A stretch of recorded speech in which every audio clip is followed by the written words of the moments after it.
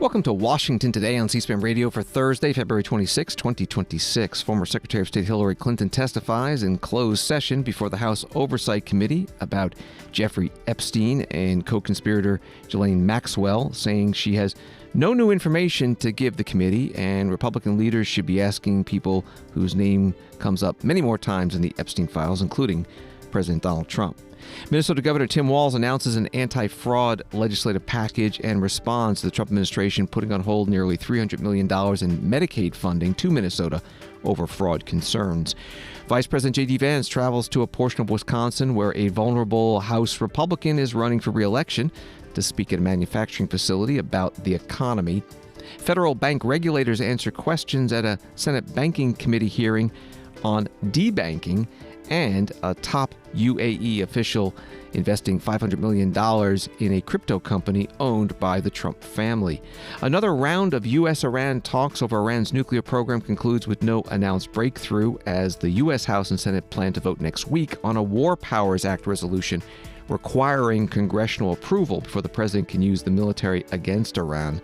Plus, Washington Post executive editor Matt Murray talks about the way forward for the paper after recent deep newsroom cuts. And Cindy McCain says she'll step down as head of the United Nations World Food Program due to health concerns. That and more coming up on Washington Today. NBC News writing that former Secretary of State Hillary Clinton told the House Oversight Committee on Thursday she has no new information about Jeffrey Epstein and his co-conspirator, Ghislaine Maxwell, criticizing Republicans' handling of their investigations into the late convicted sex offender. I had no idea about their criminal activities. I do not recall ever encountering Mr. Epstein. I never flew on his plane or visited his island, home, or office, she said in the opening statement, which she posted on X. She accused the panel of engaging in partisan fishing expeditions by forcing her and her husband to sit for depositions and said they are interviewing the wrong people. She said in the statement, "You have compelled me to testify, fully aware that I have no knowledge that would assist your investigation in order to distract attention from President Trump's actions and cover them up despite legitimate calls for answers." Some of the reporting from NBC News. After the closed-door deposition in the Clintons' hometown of Chappaqua, New York, Republicans on the committee came out and spoke to reporters. Here's James Comer of Kentucky, the chair. Our deposition has concluded. It's a shame that it took 7 months to get Ms. Clinton in. She answered most of our questions. I'm going to let some of my colleagues lament on that, but we're going to not release too many details of what happened today. We're going to try to get the video out as quickly as possible, hopefully within the next 24 hours. That's a very long deposition, so as quick as we can get that video produced, we will get that out. The transcript will be released as soon as her attorneys approve it. That's the standard rules of a deposition, and I think this was a productive deposition today. I think we learned a lot. There were a lot of questions that we asked that we weren't satisfied with the answers that we got, but we will continue to move forward. Any of my colleagues, every member of the committee asked questions, and I would just say one of the things I learned today is if you really have specific questions about the Clinton Global Initiative or the relationship between the Clintons and Jeffrey Epstein and Ghislaine Maxwell, you got to ask Bill Clinton. And that's a great point. The number of times that she said, "I don't know, you'll have to ask my husband," was more than a dozen, and I'll put it like that. Congressman James Comer, a Republican from Kentucky, the chair of the Oversight Committee, with other Republicans on the committee, standing outside the building in Chappaqua, New York, where the closed-door deposition with former Secretary of State Hillary Clinton took place today.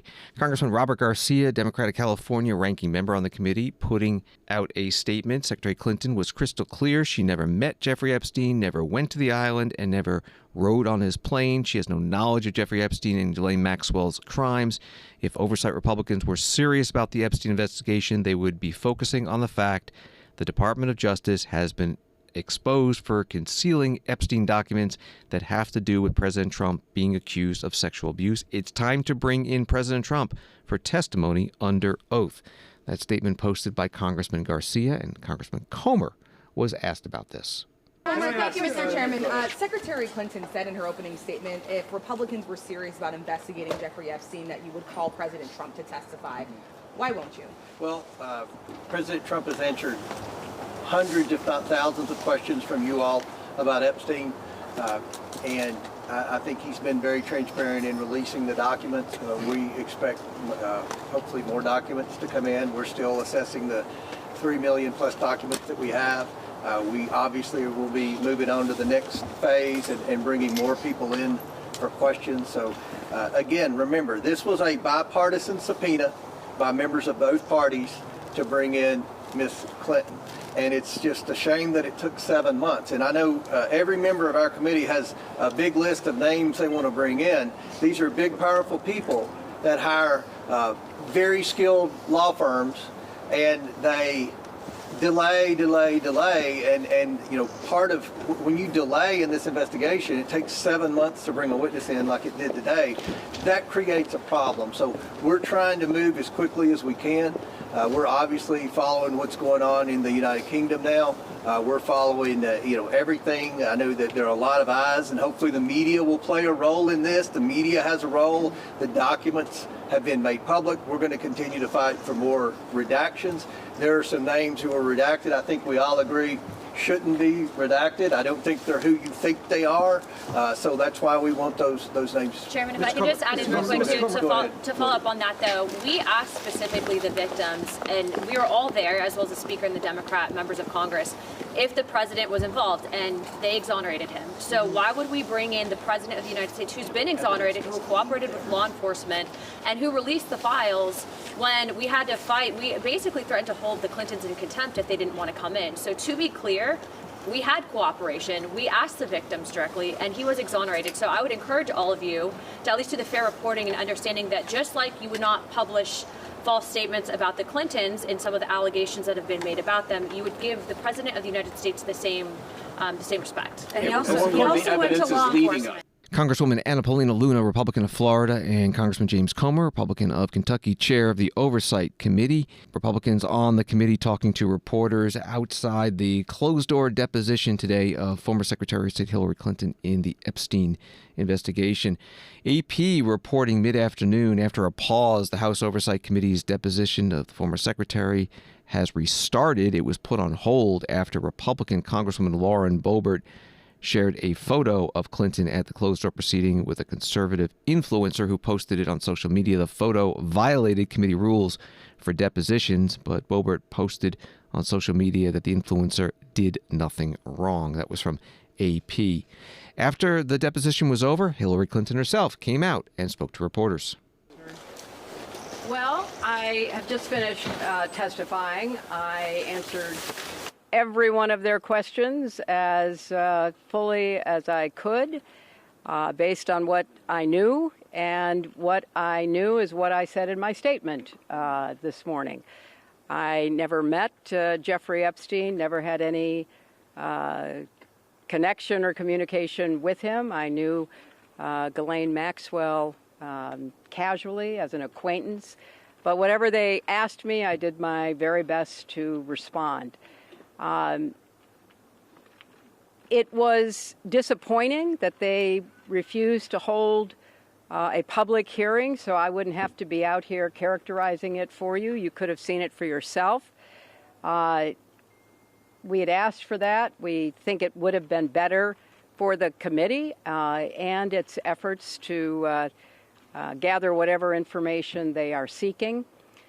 We had a bit of a challenge in the beginning because we had agreed upon rules based on the fact it was going to be a closed hearing at their demand, and one of the members violated that rule, which was very upsetting because it suggested that they might violate other of our agreements.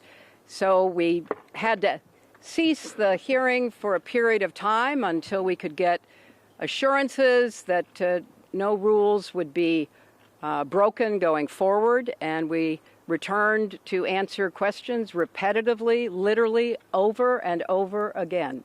I don't know how many times I had to say I did not know Jeffrey Epstein. I never went to his island. I never went to his homes. I never went to his offices. So it's on the record numerous times. It then got, at the end, quite unusual because I started being asked about UFOs and a series of questions about Pizzagate, one of the most vile, bogus conspiracy theories that was propagated on the internet, that was serving as the basis of a member's questions to me. Former Secretary of State Hillary Clinton speaking to reporters in Chappaqua, New York, outside the Arts Center, where the closed-door deposition with the U.S. House Oversight and Government Reform Committee took place today in the Epstein investigation. The committee said it's going to release the video. When it is released, C-SPAN will post it at cspan.org. The committee is set to depose former President Bill Clinton on Friday. Associated Press writing, the Justice Department said Wednesday that it was looking into whether it had improperly withheld documents from the Jeffrey Epstein files after several news organizations reported that some records involving uncorroborated accusations made by a woman against President Donald Trump were not among those released to the public. The announcement followed news reports saying that a massive tranche of records released by the Justice Department did not include several summaries of interviews that the FBI conducted with an unidentified woman who came forward after Epstein's 2019 arrest and claimed to have been sexually assaulted by both Epstein and Trump when she was a minor in the 1980s. That was from AP. Senate Democratic leader Chuck Schumer of New York said at a news conference in Washington the Justice Department is involved in a cover-up. Let me be blunt. There's a massive cover-up going on in the Justice Department to protect Donald Trump and people associated with Jeffrey Epstein. As we expected, Trump, Bondi, and their minions have played games with the release of these files. They release some documents that they want to release and continue to hide others. The American people see right through it, and they're all asking the obvious question, what is Bondi trying to hide? President Trump, what are you trying to hide? That's the question the American people are asking. Senate Democrats' Epstein Working Group, including my colleagues here with me, have been preparing for this very scenario. We saw what they were doing. And so we're working with victims' attorneys, we're working with legal experts, we're working with people very familiar with this case to ensure full compliance of the law. We know the administration's withholding some documents unlawfully. Yesterday, news outlets reported that several memos detailing a woman's accusation against the president from when she was a minor have been withheld from the public. We know they're abusing redactions to hide the truth. Hundreds of pages are completely blacked out. Co-conspirator identities remain hidden while survivors have been exposed. We're here today to put a shot across the bow of the Department of Justice and the Trump administration that we are going to reveal this massive cover-up. We will not rest. It's an all-out oversight effort. We're going to pull on every thread. We're going to chase every lead. We'll talk with whistleblowers. We will get to the truth. Our working group, Senate Democrats, will go review the unredacted files in the coming days. Let me repeat that. Our working group, Senate Democrats, will go review the unredacted files in the coming days. Pam Bondi should listen carefully. The truth will come out. The Senate Minority Leader Chuck Schumer, Democrat from New York, at a news conference on Capitol Hill in Washington. And this is Washington Today. From WCOO-TV, CBS Minnesota, Democratic Minnesota Governor Tim Walz laid out his anti-fraud legislative package on Thursday, one day after the White House paused $259 million in federal Medicaid payments to the state until a comprehensive action plan is laid out to fight fraud. The package focuses on three main components, according to Walz's office: better detection and oversight, strengthened investigative and enforcement authority, increased criminal penalties. That was from WCOO-TV.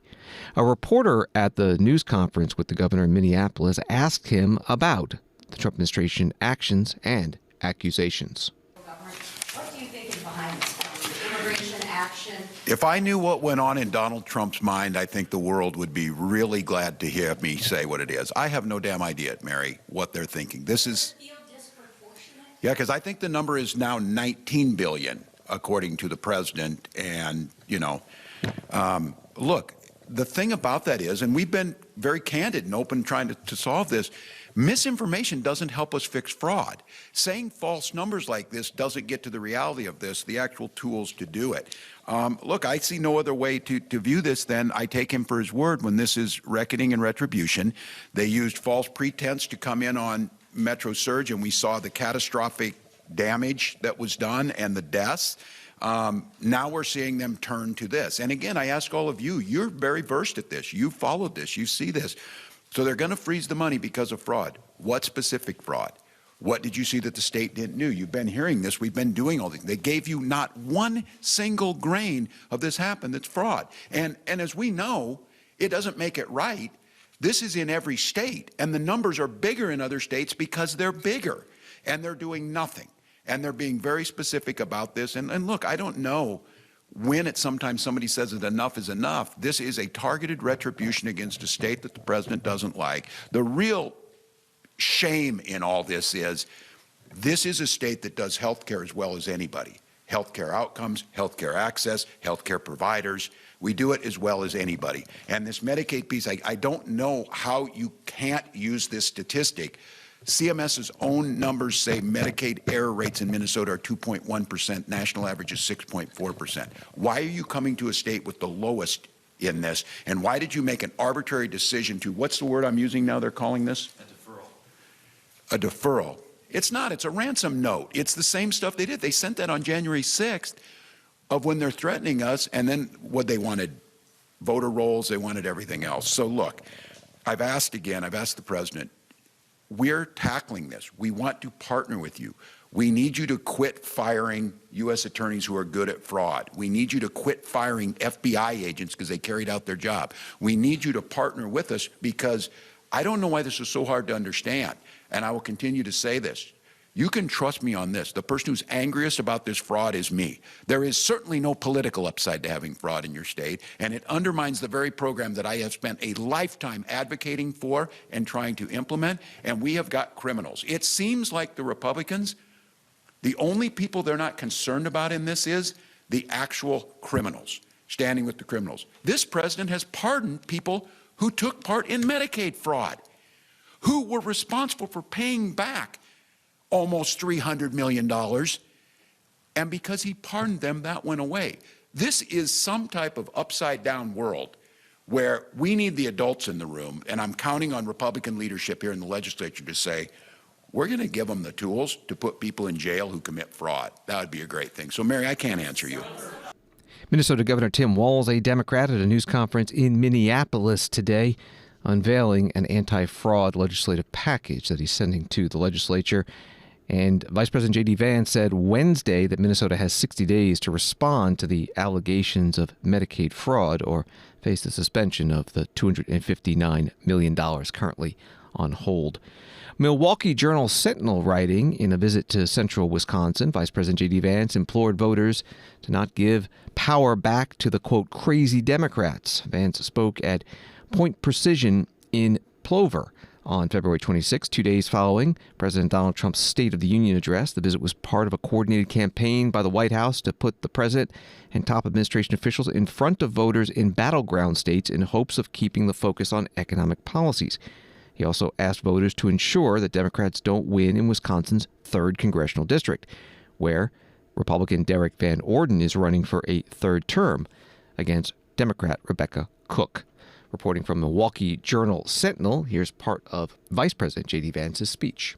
And then the president had this line, I'm not going to get it exactly right, but he said, if you believe, stand up and cheer if you believe that the American government's first priority should be to look after American citizens instead of illegal aliens. And all the Republicans, including Derek and everybody else, stands up and starts cheering. And then you look over the Democrats. Complete silence, no reaction at all.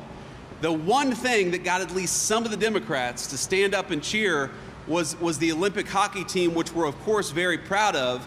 But you got to ask yourself, ladies and gentlemen, what is it about a political party that cannot stand up and cheer for a 6-year-old girl who survived an attack? What is it about a political party that can't stand up and cheer for the fact that we have rising wages and low inflation for the first time in a very long time in the United States of America. What is it about a political movement that sees the mother of a woman who was murdered on a bus? Because the president highlighted this woman, her 22-year-old daughter was riding on a bus to work, was killed by a violent criminal who was let out of jail 13 times by Democrat leadership, should have never been on our streets, and then murdered an innocent girl. We recognized her mother, her strength and her character and her grief, and I think we all kind of grieve with her a little bit, and the Democrats cannot even stand up and cheer for that. And so the question of the next election is not, do we want low taxes? And of course we do. It's not, do we want a secure border? And of course we do. It's a more fundamental question than that. Do we want to give power back to the people who opened our border, who raised your taxes, who won't even cheer for a 6-year-old girl who was wounded because of their bad policies? And I think our answer to that is hell no. We want to give power back to the people like Derek Van Orden who fight for us. Vice President JD Vance at a manufacturing facility in Plover, Wisconsin, the 3rd Congressional District, currently represented by Republican Derek Van Orden. Washington Post writing that pro-Trump activists who say they are in coordination with the White House are circulating a 17-page draft executive order that claims China interfered in the 2020 election as a basis to declare a national emergency that would unlock extraordinary presidential power over voting. President Donald Trump has repeatedly previewed a plan to mandate voter ID and ban mail ballots in November's midterm elections, and the activists expect their draft will figure into Trump's promised executive order on the issue. The White House declined to elaborate on Trump's plans. That was from the Washington Post. From the Detroit News, Governor Gretchen Whitmer focused her final State of the State speech Wednesday on ways to improve education and make housing and health care more affordable. In an address to a joint session of the Michigan legislature, the governor at the start of her address called Michigan's ranking as 44th in the nation for 4th grade reading proficiency a serious problem that so far has not been abated by record education funding. She said literacy is a national challenge. No matter who becomes governor after me, they'll have to continue this work. That was from the Detroit News. Governor Whitmer, a Democrat, is the last in her last year of her second term. She's term limited, can't run again. Here's some of the speech in Lansing, Michigan about the economy and President Trump's tariff agenda. Here in Michigan, we have a lot to be proud of.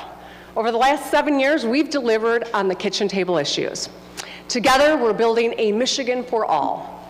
Wages and GDP are up. Crime and overdose deaths are down. Pre-K school meals and community colleges are all free. Taxes on retirement, tips, overtime, and Social Security, gone. We fixed more roads, built more homes, and replaced more lead pipes than ever. And more people moved into Michigan from other states than out for the first time since the early 90s.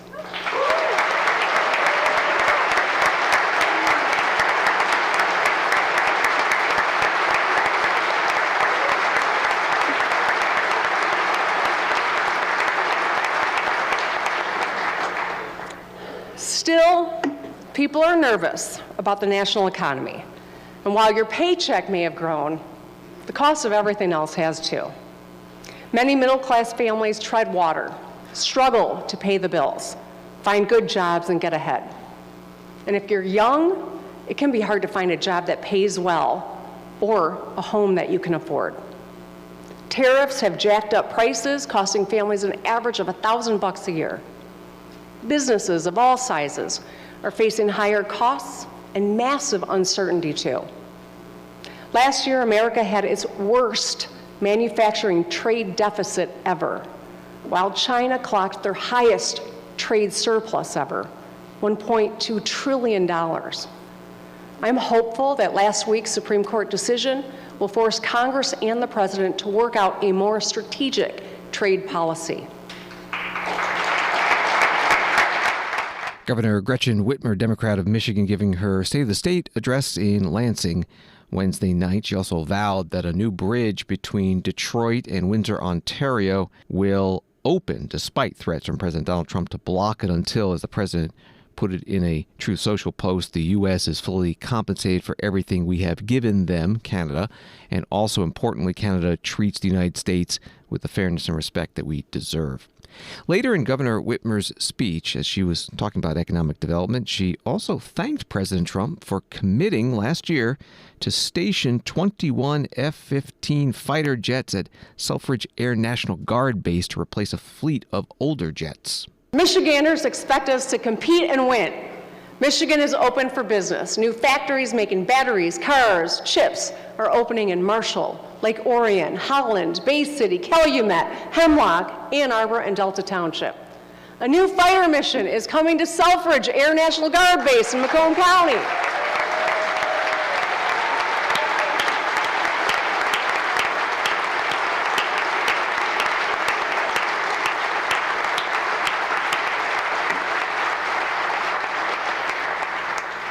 Probably not on the bingo card, but I want to thank President Trump for his work on this. Michigan Governor Gretchen Whitmer giving her State of the State speech, her final one, end of her second four-year term in Lansing Wednesday night. Wall Street today, the Dow up 17, NASDAQ down 273, S&P down 37. Top banking regulators testified today before the Senate Banking Committee in Washington. It's the first time before a Senate committee since President Trump started his second term. American banker writing about it. Senator John Kennedy, Republican of Louisiana, hinted at further action at debanking in an impassioned line of questioning that reflects the lawmakers' usual style of oversight hearings. Fed Vice Chair for Supervision Michelle Bowman said that she was not the chair at the time the debanking occurred, referring to allegations that bank regulators participated in the debanking on a religious or political basis, a claim that has not been proven. Reporting from American Banker, here's the exchange. What in God's name was the Fed and some of your other agencies thinking when you allowed banks to debank customers for reputational risk? Are you kidding me? Why did you allow that to happen? Because you didn't like their politics, or you didn't like the products they made. I mean, do you think it would be fair? Senator Warren's not here, so I hesitate to talk about it. Senator Warren was a distinguished professor at Harvard University. Some people don't like Harvard. Some people don't like their politics.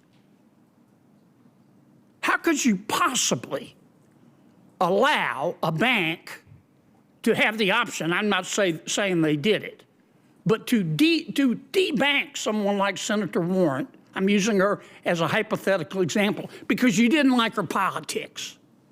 And you can say the same thing about gun manufacturers and oil and gas and anybody you don't like, and you let the banks do it. What in God's name were y'all thinking, Madam Vice Chair? Well, Senator, I appreciate your concerns, and I share them. I was not the vice chair at the time I know that. Decisions were made. But your institution went along with it. The banks proposed it, and your institution sucked it up like a Hoover Deluxe. In my view, debanking is never an appropriate activity. It is, every American in this country should have access to financial services, and they should not be limited from access to those services based on their political, religious beliefs, or their engagement in a particular business that may be disfavored but is legally. Let me tell you, folks, this isn't over yet. Senator John Kennedy, Republican from Louisiana, questioning Federal Reserve Vice Chair for Supervision Michelle Bowman at today's Banking Committee hearing. ABA Banking Journal reported earlier this week the Federal Reserve is seeking public comment on a proposal to codify its recent decision to remove the use of reputational risk from its bank supervision. Fed last year announced that reputational risk would no longer be a component of its bank examinations. Use of reputational risk had become a controversial component of bank supervision among lawmakers who accused regulators of using it to pursue political agendas. That was from ABA Banking Journal. More from the hearing. Senator Elizabeth Warren Democrat of Massachusetts, the ranking member on the committee, asked the controller of the currency, Jonathan Gould, about a Wall Street Journal report that a top official in United Arab Emirates secretly acquired a substantial stake in a Trump family crypto company. Last month, the Wall Street Journal reported on a story about ties between Donald Trump and the top spy in the United Arab Emirates, who is the president's brother and the country's national security advisor. He is actually called Spy Sheikh. A few days before Trump was sworn into office, this spy spent $500 million to secretly acquire a 49% stake in Trump's crypto company. So what does the UAE's top spy get for his $500 million? Well, the Trump administration agreed to sell the UAE our most sensitive AI chips. Our own national security experts say the UAE and the Spy Sheikh's companies may be a conduit for funneling high tech to China, technology that strengthens China militarily. Now, right now, Trump's crypto company, World Liberty, has a bank charter application pending with the OCC, an agency that the president controls. Controller Gould, you run the OCC. Did World Liberty disclose in its application that the Spy Sheikh's company was a principal shareholder in the proposed bank? Senator, thank you for the question. I'm not going to discuss the specifics of any application. Are you telling us you won't tell that whether or not they disclosed it? Do you acknowledge that it is supposed to be disclosed, principal shareholders? Senator, unlike the last 4 years of the Biden administration, under President Trump's leadership, we are actually doing what we say we'll do, and I would refer you to Well, let's see if you're doing what you say you will do. Like all applicants for a bank charter, the OCC regulations require World Liberty to disclose all principal shareholders, which are persons with at least a 10% direct or indirect stake in the proposed bank. Those insiders must file a biographical and financial report with the agency. Failure to do so would be grounds for dismissal of the application. Evidently, you have not dismissed the application, so I assume the disclosure was made. Will you show Chairman Scott and me an unredacted application so that we can see that for ourselves and see that you are, in fact, following the law? Senator, the only thing to which I will commit is following our established procedures, which are outlined in the regulations that you provided, as well as the 131 pages of the comptroller's licensing manual. We have oversight here. I would like to see in camera, it is non-public, I would like to see that along with Chairman Scott. I would like to see that application just to ascertain that the appropriate disclosures have been made. Will you commit to doing that? Senator, I will be happy to entertain your request and discuss with my team and make sure that we're doing and affording you the same privileges that we have afforded past administrations. I don't know that anyone's ever had to ask that before, because I don't think any president has ever had a pending bank application before. Now, President Trump's crypto company is now at the center of perhaps the most disgraceful presidential corruption scandal in U.S. history. An American president who sells out our national security to make money for himself. And if you grant World Liberty a bank charter, you will be a party to that. So, Controller Gould, given the clear national security risks posed by UAE ownership of a U.S. bank, President Trump's huge financial conflicts that we've just talked about, and your own conflict, given that you serve at the pleasure of that same president, will you deny or at least delay review of World Liberty's application? Senator, consistent with my statutory obligations, we will process that application as we process all applications. And I would note that the only political pressure I have felt from any part of the United States government, Senator, is from you. Well, it is pressure to follow the law. If you follow the law, you will reject the president's application. As soon as you approve that application, and we all know you're going to approve it, you go from being a cheerleader for President Trump to an accomplice in his corruption. Senator Elizabeth Warren, Democrat of Massachusetts, ranking member on the Banking, Housing, and Urban Affairs Committee, questioning the controller of the currency, Jonathan Gould, at today's Banking Committee hearing. Other witnesses were the chairs of the Federal Deposit Insurance Corporation and the National Credit Union Administration and the Federal Reserve Vice Chair for Supervision. Washington Post reported this week the Trump administration is considering executive action that could require banks to report more information on the citizenship of their customers. The latest move by the White House to crack down on illegal immigration, according to 4 people familiar with the matter. Again, that was from the Post. At the hearing, Senator Catherine Cortez Masto, Democrat of Nevada, asked Jonathan Gould about this, and he said, I think the additional burden on the banks would be minor, noting that employers already are required to determine employment eligibility, and that requires similar documentation. You can find the full hearing at our video library at cspan.org. Washington Today continues in a moment. Friday on C-SPAN's Ceasefire. In the wake of this week's State of the Union address, former New Orleans Mayor and Biden Infrastructure Coordinator Mitch Landrieu and former Trump White House Director of Strategic Communications Mercedes Schlapp will join our host Dasha Burns for a bipartisan conversation breaking down President Trump's speech, the president's messaging on the economy and immigration, to the growing questions surrounding potential U.S. military action against Iran. Bridging the divide in American politics. Watch Ceasefire Friday at 7 p.m. and 10 p.m. Eastern and Pacific, only on C-SPAN. Support for C-SPAN and C-SPAN Radio comes from Disney. Welcome back to Washington Today, available as a podcast on the free C-SPAN Now mobile app and wherever you find your podcasts. A few more headlines. From the Washington Post, a federal judge on Thursday ruled that construction on President Donald Trump's White House ballroom can proceed for now, citing procedural issues and not weighing the merits of the complaint. President Trump celebrated the news in a Truth Social post, saying that the ballroom would be a symbol of the nation's greatness. And from USA Today, the White House Correspondents' Dinner is announcing a headliner. The annual event, which usually selects a comic to serve as the master of ceremonies, is taking a different approach for 2026. In the spot once held by comedians like Seth Meyers and Trevor Noah, this year mentalist Oz Perlman will preside over the collection of journalists and politicians usually in attendance. That was from USA Today. The dinner is April 25th. AP writes that Iran and the United States held hours of indirect negotiations Thursday over Tehran's nuclear program, but walked away without a deal, leaving the danger of another Mideast war on the table, as the U.S. has gathered a massive fleet of aircraft and warships in the region.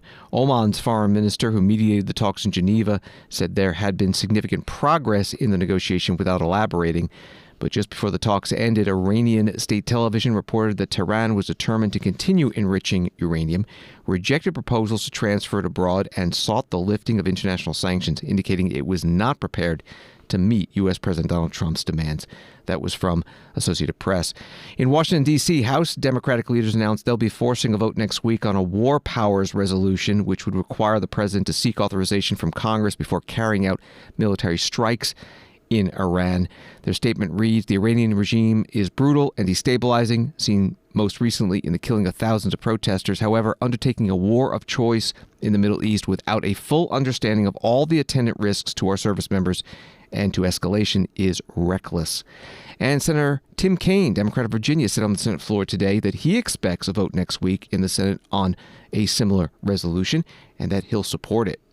I made a vow when I came to this body that I would do everything in my power to fight tooth and nail against sending our sons and daughters into unnecessary wars.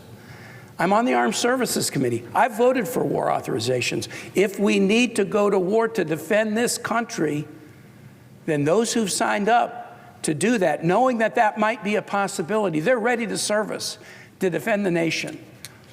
But an optional war at the whim of a president, ordering troops here and there around the globe as if they're a palace guard for no articulated rationale, puts our kids at risk in a completely unacceptable way. We will have a vote next week on something that I believe is just bedrock constitutional law. We shouldn't be at war without a vote of Congress. We shouldn't be at war with Iran unless members of this body have the guts to have a debate and vote and put their thumbprint on it and say, this is in the national interest. No shortcuts, no end runs around Congress, No end runs around debate in front of the American people and laying out the stakes for them.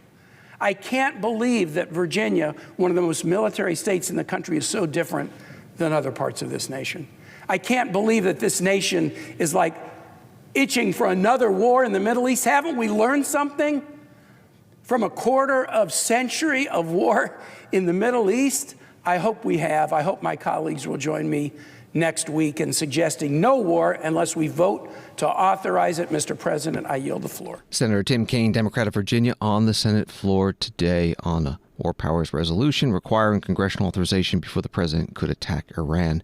Votes in the Senate and in the House on a resolution on that issue expected next week. Congressman Mike Lawler, Republican of New York, chair of the Middle East and North Africa Subcommittee, told a reporter with Drop Site News a couple of days ago that he would oppose this resolution. I understand you're opposed to the war powers resolution. Why exactly should we be giving that power to the president to declare war on Iran, and how is it helpful to American citizens? The president has power to declare war. What the issue of the war powers resolution is that in the event of a strike, Congress has to be notified within 48 hours. That is the reality of it. What some of my colleagues are trying to do is try to tie the president's hand to respond to threats from the greatest state sponsor of terror. I don't agree with that. If the administration takes action, then at that point, Congress will evaluate. But to try and preemptively tie the hands of the administration and the commander-in-chief is wrong. But why are we even attacking Iran in the first place? How does that benefit Americans on the ground? Well, first of all, Iran is the greatest state sponsor of terror. You agree with that or no? I'm not disputing that claim. Okay. I'm just trying to understand how it would be a threat to Americans on the ground. Do you understand that they fund terrorism around the globe? But I'm trying to ask about Americans in your district on the ground. How does that affect them? Well, first of all, when you look at the reality of the situation, where they fund Hamas, they fund Hezbollah, they fund the Houthis. But I've never seen any of those people in America.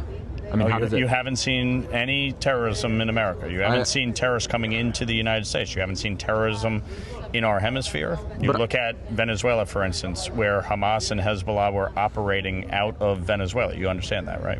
I've seen those reports. I'm specifically... You clearly have your little agenda. And it's not an agenda. I don't have an agenda. I just want to know how it's going to affect... I want to know how exactly it's going to affect people on the ground. I do. I'm asking you. That's good.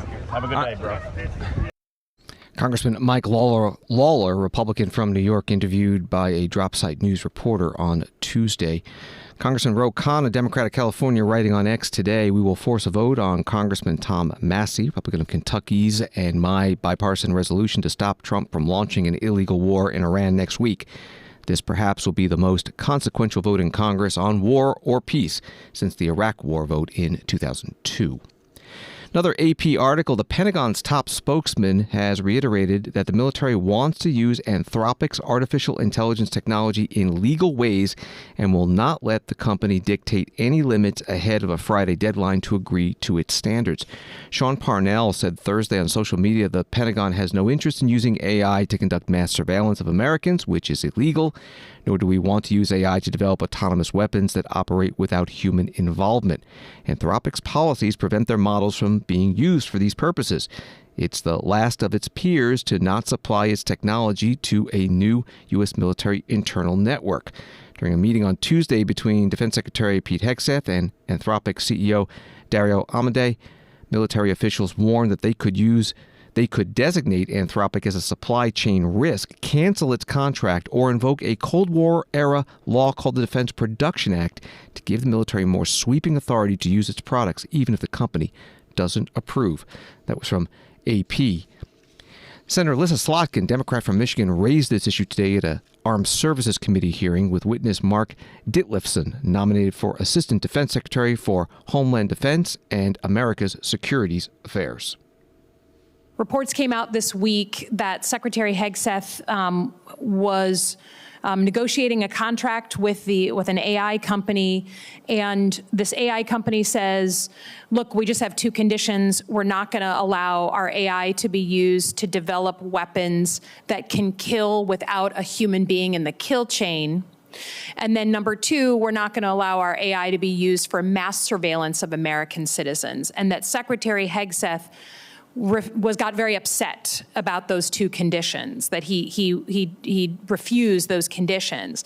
And now I think this is, you know, if we were a healthier country politically right now, we would be putting up left and right limits around the use of AI. We have really no guidelines for you all, really no law. That's not your fault. That's on us on a bipartisan basis that we haven't done it. And I would argue we should be doing some of that for you all in this committee, setting up those left and right limits. Because I think the average person does not think we should allow weapon systems to get into war and kill people without a human being overseeing that in some way. And I certainly don't think any American, Democrat or Republican, wants mass surveillance on the American people. So I guess my plea is for us as a committee to deal with this in the NDAA. But because you're up for the job on Homeland issues, I have to ask about this mass surveillance. Why wouldn't Secretary Hegseth say, no problem, we're never going to use AI at the Pentagon to conduct mass surveillance of American citizens? You've been the number 2 over there. You're now gunning for the number 1 job, up for confirmation. To your knowledge, is the Assistant Secretary role of Homeland Security, do you have any programs currently going on involved in the mass surveillance of American citizens? Senator, I can't speak to the specifics of that meeting with Secretary No, of course not. I'm not asking that. Just for you. You've been in the number 2 job. You're in the seat. Don't deflect. To your knowledge, the purview of the position you're trying to get, is there any mass surveillance programs of the American people going on right now in that assistant secretaryship? To my knowledge, Senator, not within that assistant secretaryship. We focus on policy That's writing. That's fine. I want the answer to be no. I'm gunning for a no. I want you to say no. Are you aware, and can you confirm that it is illegal under U.S. law for the Department of Defense, particularly intelligence community assets, to surveil or target American citizens for their views? Senator, I'm not intimately familiar with the exact language in different statutes. I would always defer to the Office of General Counsel to make sure any policy advice that we provide is lawful. Okay, it is the law, right? Executive orders, the National Security Act of 1947, and then everything that came out of Watergate. American citizens don't want to be surveilled by their government. You do criminal activity, go for it. You should be brought down. But mass surveillance, targeted surveillance of domestic terrorist organizations is a very sensitive subject that you're going to be in the hot seat for. Senator Alyssa Slotkin, Democrat from Michigan, questioning Mark Ditlifson, nominated for Assistant Defense Secretary for Homeland Defense and America's Security Affairs at today's Armed Services Committee hearing. Associated Press summarizing the issue, Defense Secretary Pete Hegseth gave Anthropic an ultimatum this week: open its artificial intelligence technology for unrestricted military use by Friday or risk losing its government contract. Defense officials in the Trump administration also warned they could designate Anthropic, which makes the AI chatbot Claude, as a supply chain risk, or invoke a Cold War-era law called the Defense Production Act to give the military more sweeping authority to use its products, even if the company doesn't approve. This is Washington Today. Semaphore writing that Washington Post executive editor Matt Murray said the newspaper is on a trajectory to break even after making devastating cuts to the newsroom.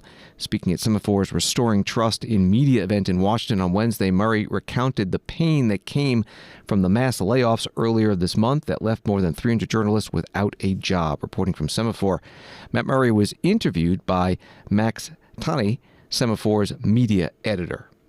What do you think about people who say they've seen situations like this before, where newsrooms make these cuts? They say, we're going to focus in on, XYZ areas, we're doing these well, but, subscribers see this kind of thing and they think, well, they're not as invested, and they go somewhere else, and you get caught in this kind of death spiral. What do you think? What do you think? How do you want to avoid entering into that death spiral? Or do you think that that's avoidable? I do think it's avoidable, but I think it's a concern. I understand the concern. We've seen it happen in other news orgs.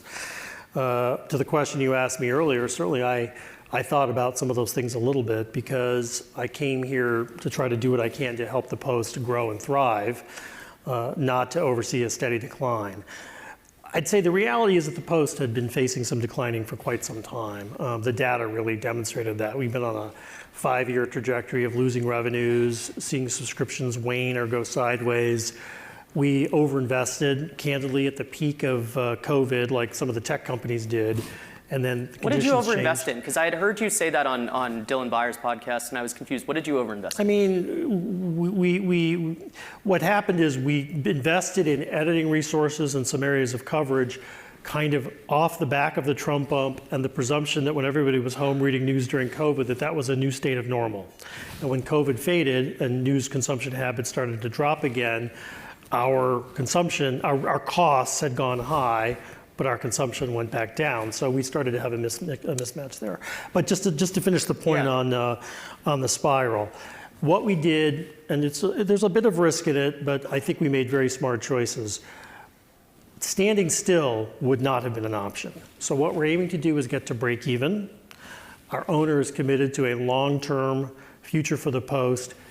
We don't have to be a gigantic profit center, but he is a believer that the market sends you signals on what people are consuming.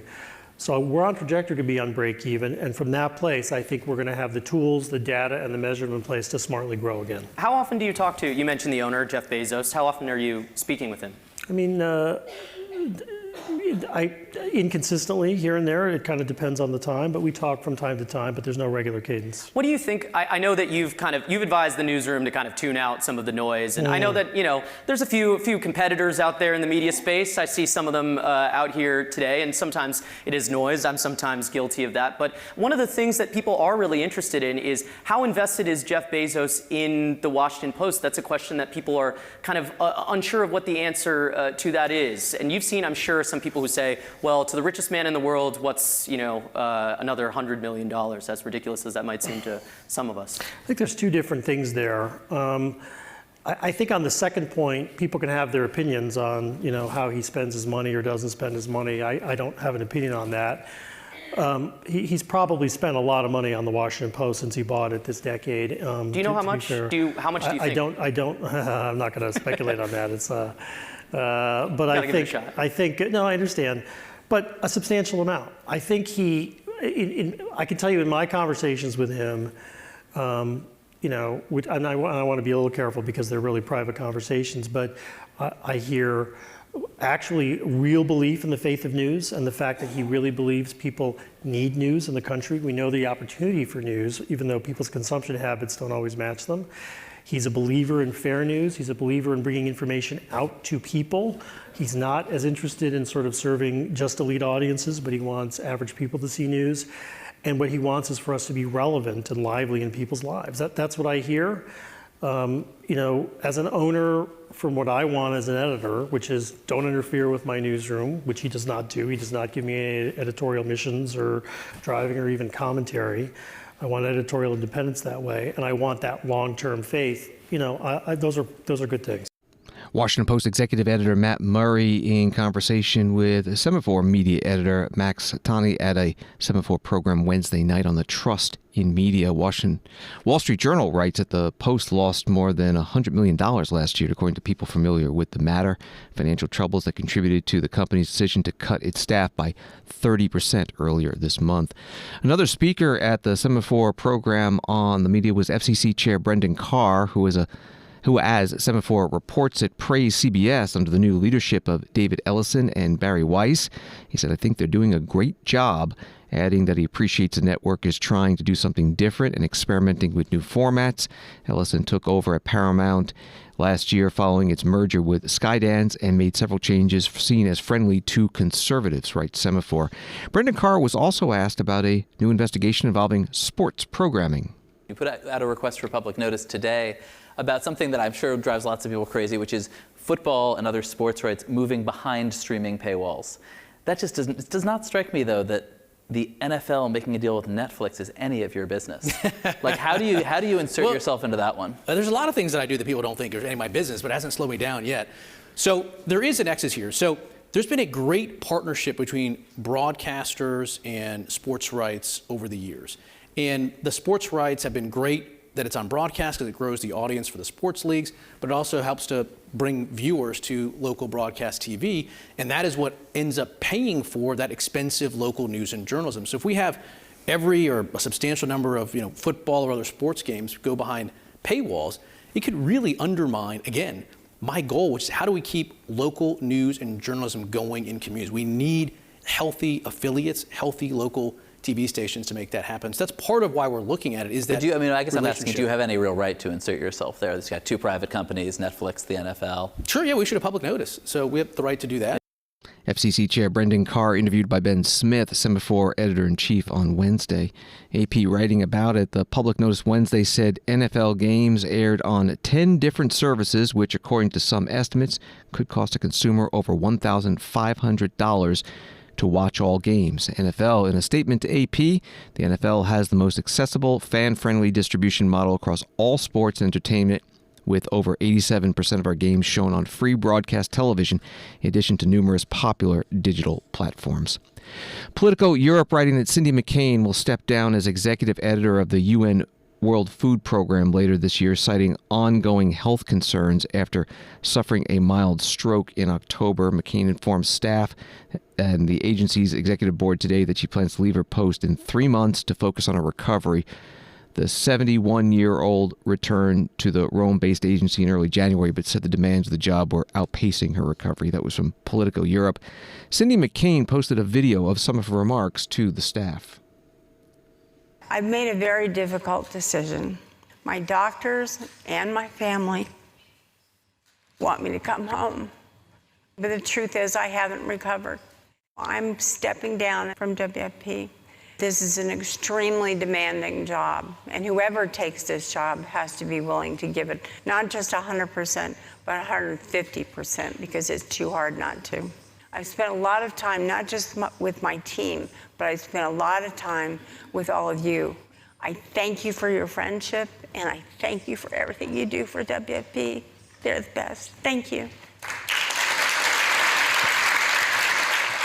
Cindy McCain posting that video announcing she'll be leaving as executive director of the UN World Food Program. More from the Politico Europe article. Cindy McCain, the widow of the late U.S. Senator John McCain, took the helm of the world's largest humanitarian organization in April 2023. Her tenure has been dominated by spiraling global hunger driven by Russia's war in Ukraine, climate shocks, and funding shortfalls. Thanks for listening to Washington Today. Before we go, reminder that C-SPAN's Ceasefire airs Friday at 7 p.m. and 10 p.m. Eastern. This week, host Asha Burns speaks with former New Orleans Democratic mayor and Biden infrastructure czar Mitch Landrieu and former Trump White House Director of Strategic Communications Mercedes Schlapp about the State of the Union address, including the president's messaging on the economy and immigration, and potential U.S. military action against Iran. C-SPAN's Ceasefire, Friday at 7 p.m. and 10 p.m. Eastern. Have a good night.